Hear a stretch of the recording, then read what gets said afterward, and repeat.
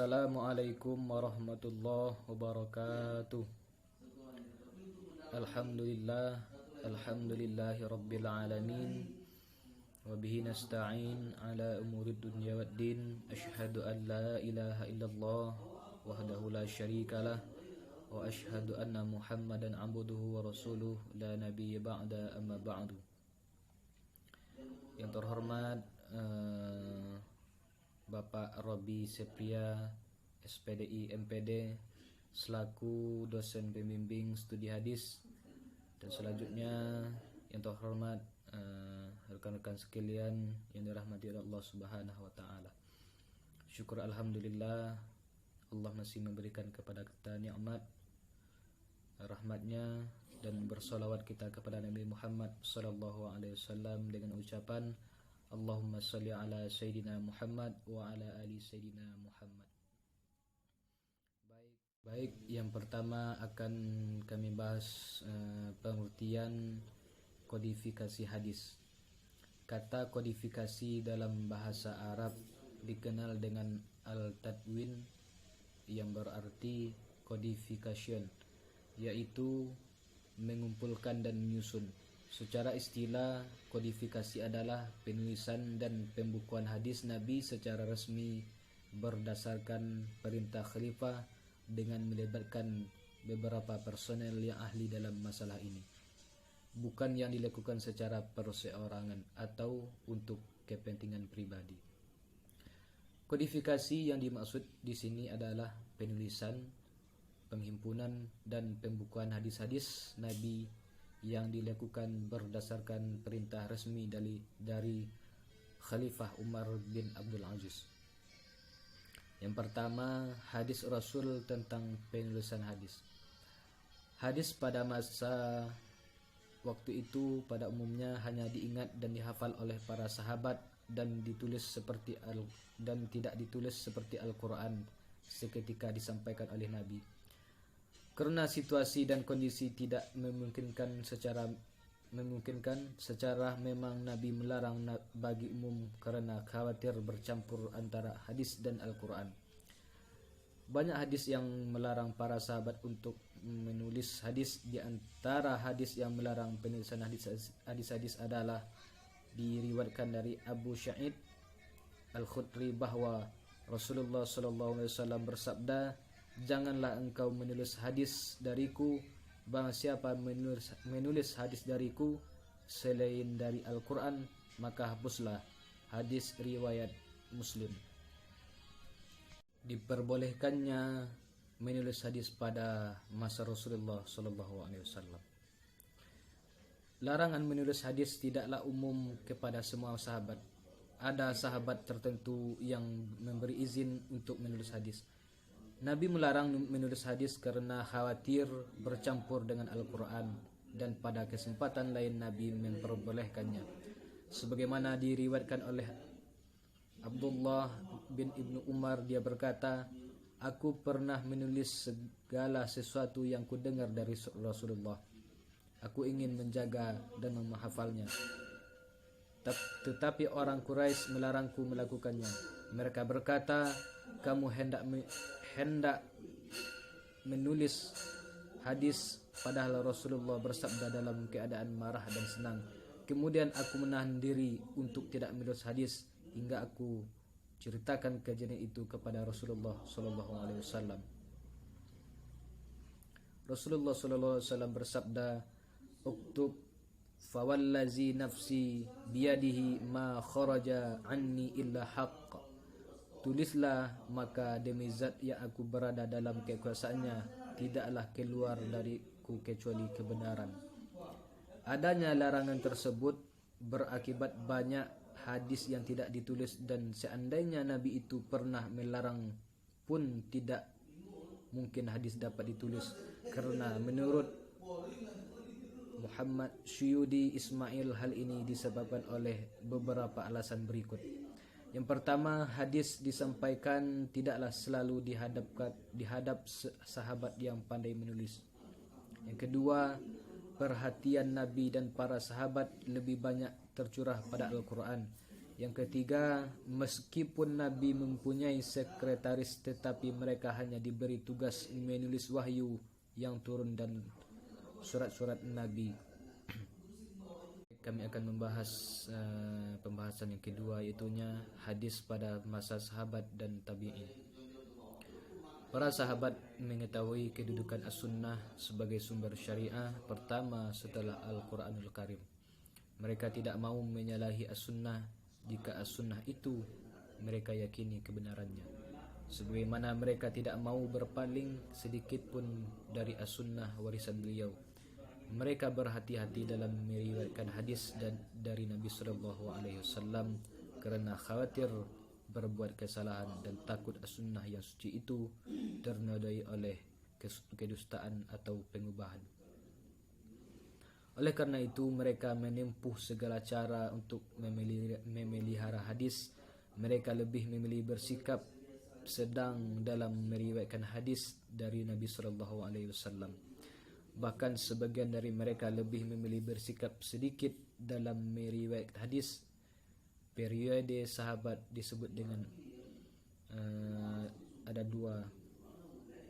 Pada masa itu para sahabat meriwayatkan hadis ada dua, yakni yang pertama dengan lafaz asli, yakni menurut lafaz yang mereka terima dari Nabi sallallahu alaihi wasallam, yang mereka hafal benar lafaznya dari Nabi sallallahu alaihi wasallam. Yang kedua dengan maknanya saja, yakni mereka meriwayatkan maknanya bukan dengan lafaznya kerana tidak hafal lafaznya asli dari Rasulullah sallallahu alaihi wasallam. Berikut ini dikemukakan sikap Khulafah Rasyidin tentang periwayatan hadis Nabi sallallahu alaihi wasallam. Data sejarah tentang kejadian periwayatan hadis di kalangan umat Islam pada masa Khalifah Abu Bakar sangat terbatas. Hal ini dapat dimaklumi kerana pada masa pemerintahan Abu Bakar tersebut umat Islam dihadapkan pada berbagai ancaman dan kekacauan yang membahayakan pemerintah dan negara.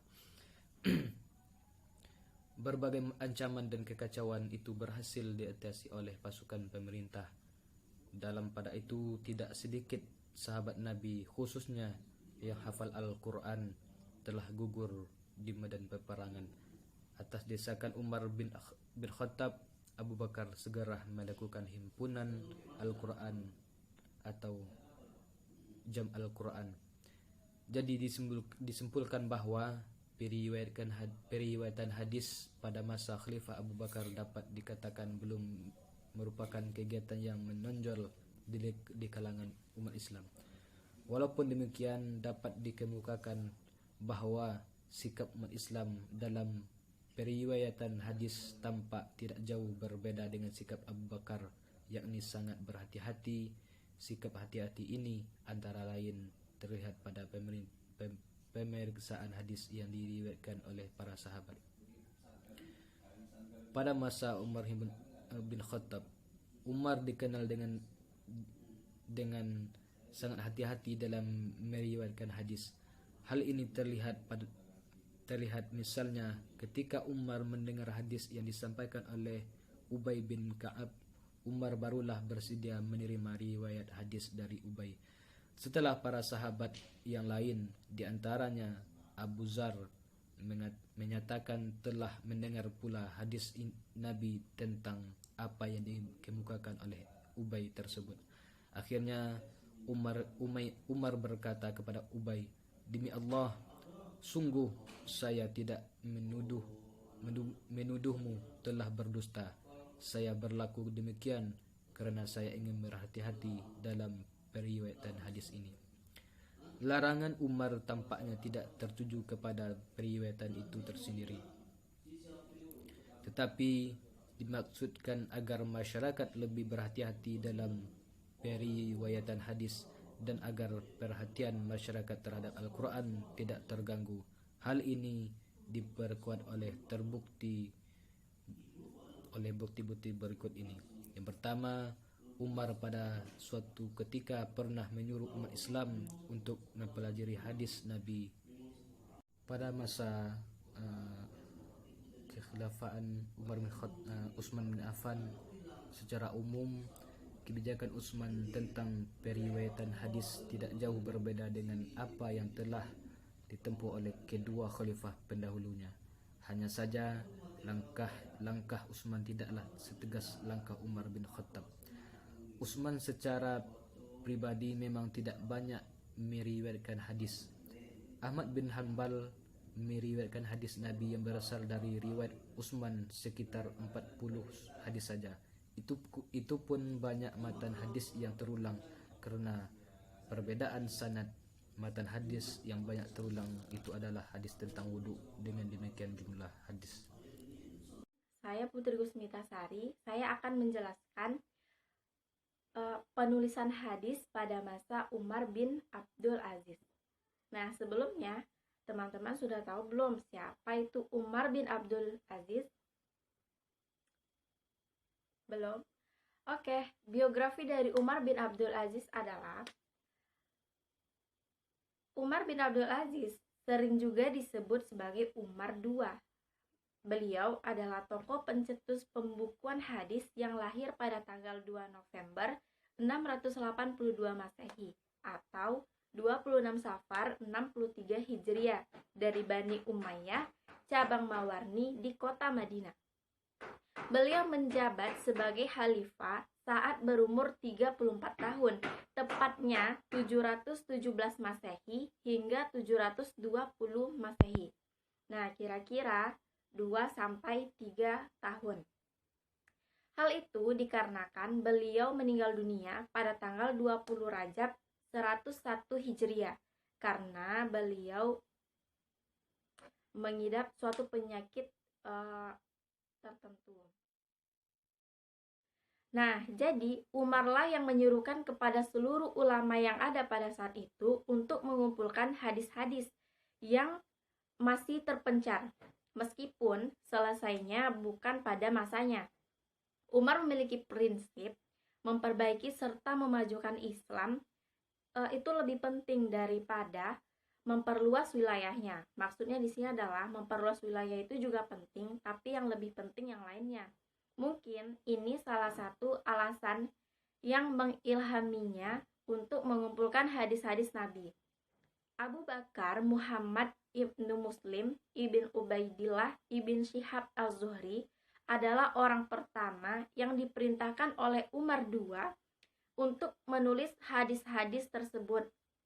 Nah, tentunya penulisan ataupun pembukuan yang dilakukan oleh Zuhri dan ulama-ulama pada masa itu gak sekeren dan gak secanggih ulama-ulama berikutnya.